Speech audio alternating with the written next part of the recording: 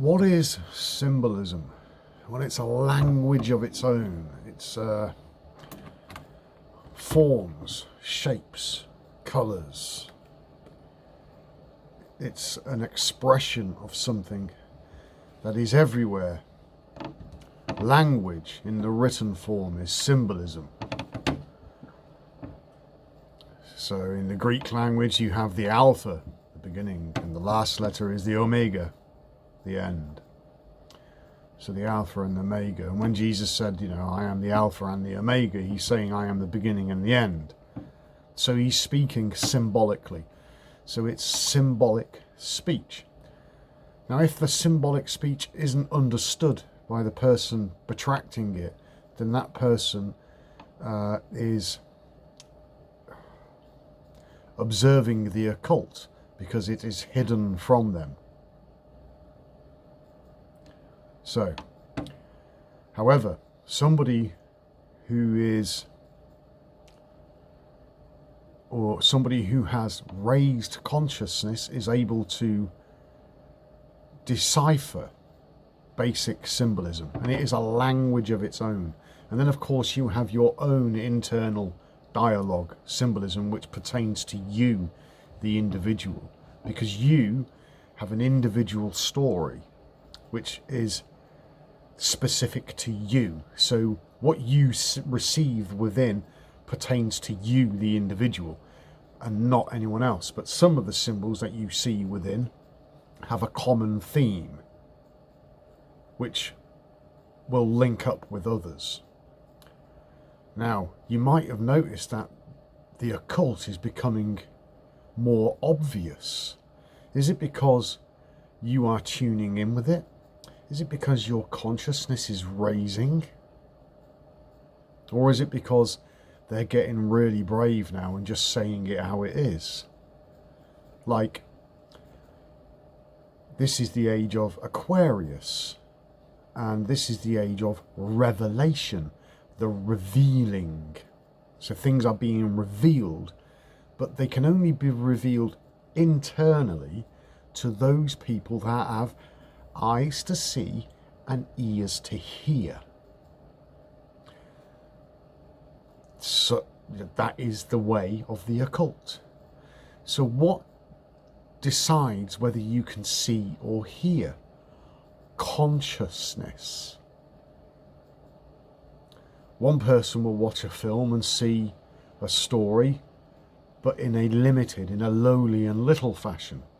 Somebody else will watch a story and see it in a completely different light. I was having a chit chat with James the other day on WhatsApp, and James is in America, and we was going backwards and forwards, and James can be a little bit tedious sometimes. So I bust his balls, as I am wont to do, for good reason, because I can't be asked to play games. But it's just James's nature to be a dick. Now, he sent me a clip from the film The Armageddon. Now I'll post that clip after I've posted this video. And then after that clip, I will do a talk explaining the nature of that video. Now, James was just joking around and he sent me that clip, and it was pertaining to a part of our conversation. But then I spoke to him about that clip and broke it down for him. He never saw that. Such is the nature of consciousness. But when I made him aware of it,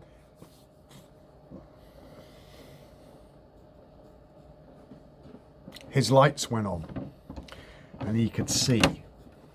Okay, so the revealing is about educating people about the nature of the occult, the nature of their own psychology, okay, and how it works and why it works. And if it's lowly and little, then you need to fucking change it. Lowly and little. Okay, it's symbolic of the Apostle Paul, which is symbolic of the ego. You've got to transcend the ego, and you go into higher realms of consciousness, which is Jesus. You all have an ego. You all have consciousness. Choose. Is it going to be the Apostle Paul, or is it going to be higher consciousness? So how do you access this higher consciousness? Well, you have to turn off the Apostle Paul, and you do that with meditation, as I've explained, and you raise the energy. Okay? So the occult is everywhere. Everywhere. You wear it. You look at it. You read it. More often than not, you eat it. And you do it. And it's like a ritual that nobody understands, but people do it without understanding. And if you're doing something without understanding, then you are practicing the occult with no wisdom.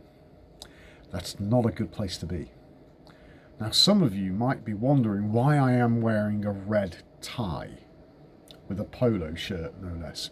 It's to demonstrate something to you. Now, this tie is red, and I borrowed it off my neighbour that way. Okay? And he wears it for job interviews. Now, if I come back a bit and stand up, you will note that the tie points down, showing everybody that I am a slave and all my energy is in the lower regions of my body because the serpent hasn't risen. Get it? It's knotted around my neck. Now, if you use your imagination, you can imagine a triangle pointing down. Yeah? If I remove the tie, the leash around my neck, that does not lead me. You will see another triangle pointing up. So you've had one pointing down, which was the tie, another one pointing up. If you overlap those two triangles, you have what everyone calls the Star of David. There is no Star of David mentioned in the Bible. It's just another thing that you've inherited. Now, there's the one pointing up. When it points down, feminine, female, magnetism. When it points up, electric, masculine. You lay the two over each other, the energy fuses, you have electromagnetism. Electromagnetism produces light, the light of consciousness. So you imagine you've got the two triangles overlapping, and you have a pyramid shape, and in the center there, you have a button, like an eye at the top of the pyramid, the Eye of Ra. Symbolism around your fucking neck, and you've never given it a thought. It hasn't even entered your mind to question something as simple as that.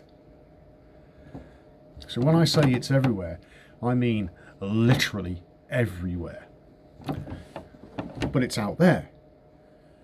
Turn it in. Go within. Okay?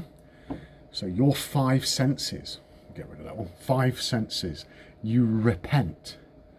So your five senses all your life have been going out, trying to interpret the chaos that's in the world. But you need to find the order in the chaos, and you're looking in the world, you look to government, no order there. You look to religion, no order there. And you're looking everywhere, trying to find the order in the chaos. So you get your five senses and you turn them inwards. That is repentance. Pent means five. You turn the five senses inwards and you fire up the eye with a clean house. Now, if your energy is down, you can't do that. That's why I say clean your house, to move the energy up. Good. Evil. Get it? And when you've moved it up, and then you are known, then you will have knowledge of good and evil. Now, I don't make these rules. It's been like that for aeons. And you can resist it all you want. Those are the rules. Deal with it. And to deal with it means you have to take personal responsibility. You have to eat everything that's put in front of you. You have to chew the cud. Now there's lots of distractions out there, like distractions about a second sun, Tiamat, Planet X, Nibiru, etc., etc. But the Book of Thomas and the guidance provided within, do not look into the sky, because the birds will precede you. So the character Jesus is saying, don't look out there. You've got to look in here. When some of you are meditating, initially it's just black. And the question is how deep is that darkness? So you keep doing it. And the practitioners of meditation, they will start to see shapes like clouds. Remember, Jesus returns on the clouds. Get it? Higher consciousness. Okay? And at some point, as you're cleaning your house, that energy rises and you experience the enlightenment. The enlightenment is a physiological happenstance that you can witness with your third eye. There's a big flash of light. In the beginning, Genesis, the serpent going into the garden, influencing Eve. Eve, the subconscious mind, influences Adam, the ego intellect. And then you're like, oh my God, I'm naked. Because your ignorance has been lifted. And now you can see and you realize that you're naked. You don't know anything anymore. Everything you thought you knew is bollocks. But then God turns along and said, who said you're naked? And he clothed you. Get it? This is why cleaning the house and meditation is so important. And then you continue to meditate. The baptism of water is when your cerebrospinal fluid becomes alkaline and it starts to flow. And you'll be drawn to water. It will manifest outside.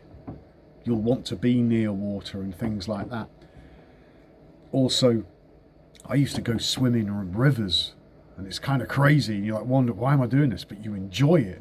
That's part of the baptism of water, but within. And your subconscious mind influences your ego intellect to express the joy of that externally. And then after the fact, the ego intellect goes, oh, I understand. Yeah? And then there's the baptism of fire. And everyone's like, ugh. You've got the Christians like, oh, I rebuke you, you devil. I will call down fire from heaven. If you're wise, you'll say, thank you. I can't wait. Because the baptism of fire is when that energy is built up in your brain, which is like a capacitor, and it goes through your brain like sheets of fire. And all the chaff, all that shite, that worthlessness gets burnt off. Get it? So being born of the water and the fire, the baptism of fire, but it's been written so people go, oh, I don't want to be baptized by fire from heaven. Heaven, higher consciousness, cleaning all the shit out. That's the hero's journey.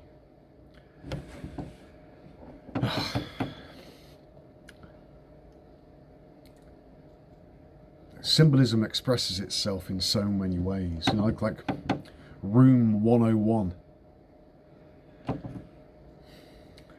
The two pillars. Yakim and Boaz, or good and evil. Judge not, or you will be judged. Discernment. Samson was in the building. He was stood between the two pillars that held up the roof, and there were Philistines above on the roof and Philistines below. In other words, he was surrounded by Philistines, which is bad thoughts, nonsense, chaff, and the two pillars, which is symbolic of good and evil. Or Yakim and Boaz, darkness and light. And Samson, who was blinded now. Yeah, blinded. He's in meditation, people.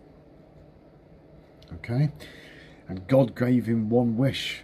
And that, granted his wish to kill the Philistines and tear their house down. and he pushed the pillars, and the pillars, the duality collapsed, and the roof came in and killed all the Philistines and killed him as well. Because when all the Philistines, all your negative stuff, all that garbage gets killed, then you're not who you used to be. Do you understand? It's a different person, a different, not person, because person means mask. It's something more real. And the universe will express itself through you. Everybody's looking for the Messiah. Trace the word back. The word is Ma'asayah, and it means the implement of Yah, the tool of Yah. And when you reach that level of consciousness, then you'll think the truth, you'll feel the truth, and you'll tell the truth. So you become an implement of Yah. So the universe is working through you. Ta-da! Everybody is Jesus, pretending to be lowly and little. So it's time to choose. Raise the energy up. Understand the symbolism. Room 101, same thing. The two columns. Good and evil. Darkness and light. So 1, my face, my head. 1. Okay? Confronting your biggest fears and overcoming them, because you recognize them as just fictions of a fiction, which is your mind. And when you've done that, the duality collapses. So what does it mean to be non-dualistic? It means that you understand that evil serves a purpose. So when I was running around the world with fucking machine guns and stuff, or hanging off a container ship, giving people the good news, well, that's evil. Well, fuck yeah. But it served the purpose because I woke up to it. Get it? It cancels itself out. It's the spectrum of the same thing. It's called life. Now, there are things that work and things that don't. So what works and what doesn't? Now here's the catch. Shall I tell you? Low consciousness doesn't work. High consciousness does. Because you can't use low consciousness to fix problems created by low consciousness.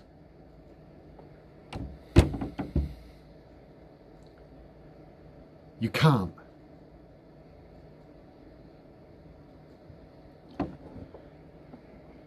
That is knowledge of good and evil. And then you choose. So you choose to maintain higher consciousness. Because it's just the better way. Because you can see. And you can hear. And you're not blind.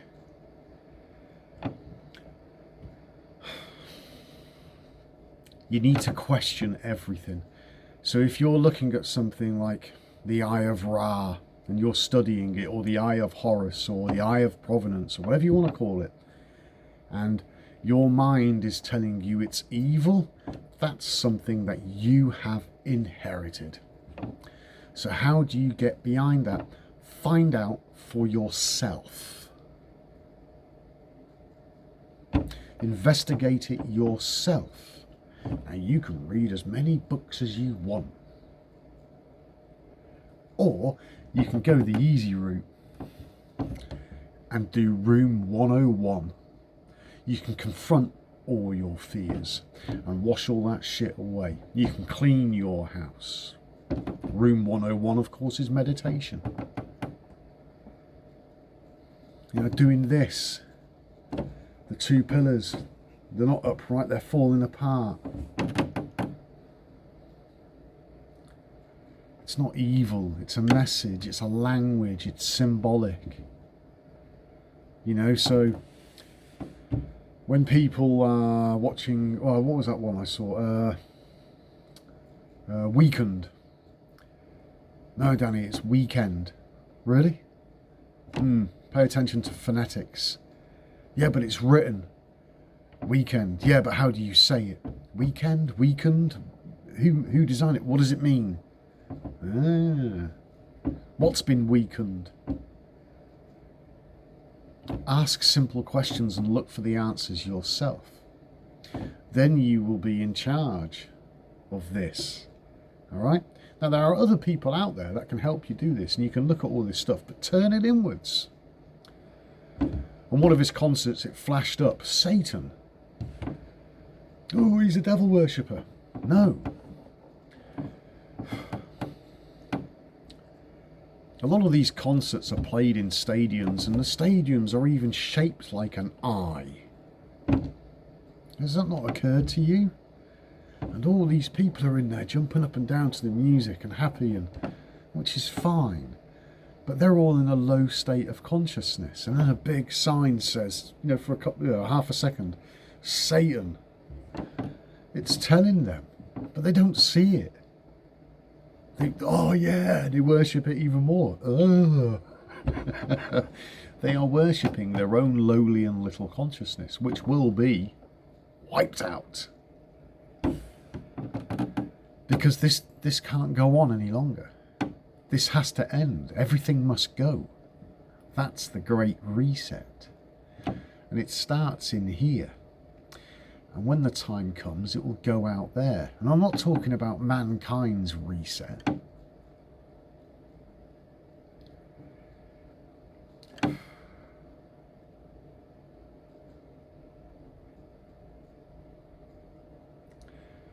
How do you sort humanity out?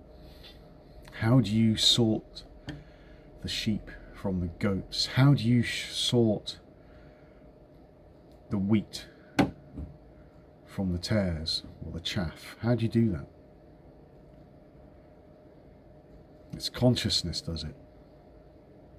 And that's why it's important to talk about these things, so people can understand it and then they can respond to it. So they have knowledge, they respond, and then they have the experience, and then they want more of that experience, so they maintain this.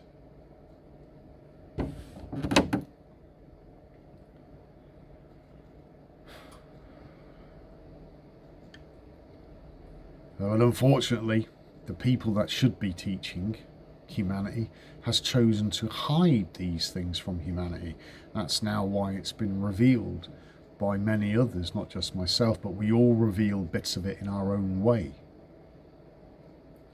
But it's up to the individual that can't see and can't hear to change that. And it's a bumpy road. Waking up is not an easy process. But when you start it, it gets easier. And there is an end state to all of this, which I'm not going to allude to yet. Now, the people that are running the shit show, they think they're running it. They think they are in charge of it, but they're not. They'll get theirs, and it's not what they expected. They're playing games when they should be just telling people how it really is. These lockdowns, I think they're quite good, because it gives people time to reassess what life is all about. Pubs being closed, restaurants being closed. I understand full well the devastating financial effect it has on people. But I also understand that alcohol and eating dead flesh devastates their consciousness. So those things being closed down is good. Now, some would say, no, it's evil. Yeah, because somebody in a state of low consciousness will call good evil and evil good. And it's all about perspective. So I ask you, what would you rather have? Would you rather have a lowly and little perspective, seeing little and understanding even less? Or would you like a very high perspective where you can see and hear and your understanding is often infinite? It's a simple choice. There's nothing complex about it, other than the fact that the mind has a tendency to get in the fucking way. When you recognise that the mind in a state of low conscious is Satan. Satan means adversary. It is adversarial to higher consciousness. It gets in the way. And that needs to be put behind you. That's what Jesus said. Get behind me, Satan. Get behind me, opponent or adversary. Because when it's behind you, it's no longer leading, it's following. Get it? And it's about leading yourself. Or yourself becomes the leader and the ego becomes the follower, master and servant.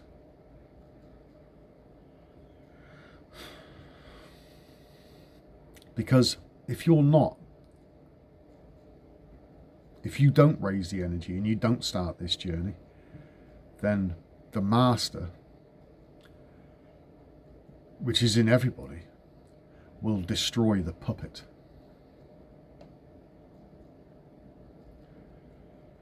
Because it's chaff. It's not worth keeping. It has to be left behind. There's no point in investing in something that is dead. Which lends credence to the fact that Jesus comes back as a lion.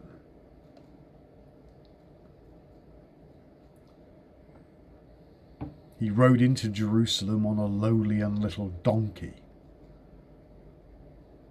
Jerusalem is the pioneer, it's the sacred secretion riding in.